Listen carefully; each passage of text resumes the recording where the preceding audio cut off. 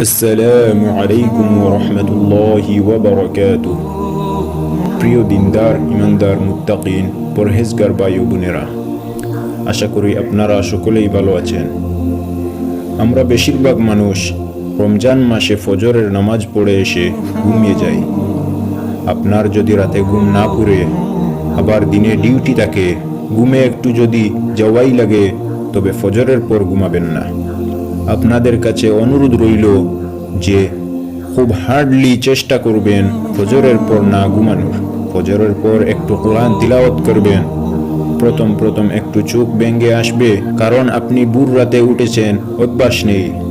তাই ঘুম না আসে যাতে একটু বুদ্ধি বের করবেন।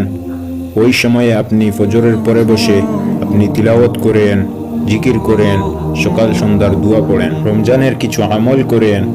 যখন দেখবেন ইশাকের নামাজের ওয়াক্ত হয়েছে, তখন সঙ্গে সঙ্গে 2 রাকাত নামাজ পড়ে এরপর আপনি দরকার হলে ঘুমিয়ে যান, কিন্তু ফজরের পর ঘুমাবেন না।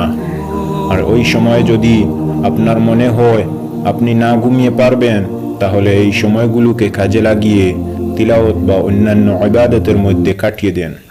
কারণ রাসূল সাল্লাল্লাহু আলাইহি ওয়াসাল্লাম এই সকালের সময়টার জন্য দোয়া করেছেন, আল্লাহুম্মা বারিক লি উম্মতি ফি উকুরিহা।